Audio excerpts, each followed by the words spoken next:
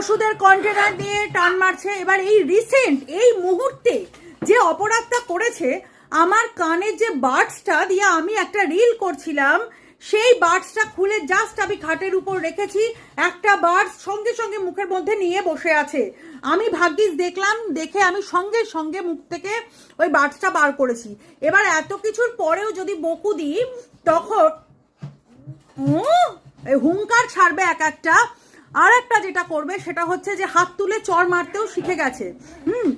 আর সারা রাত, আর এদিকেও তো হচ্ছে সবার মধ্যেই সবাই দুষ্টুমি করছে, আর সারা রাত তো আমাকে ঘুমোতে দেয় না আমার।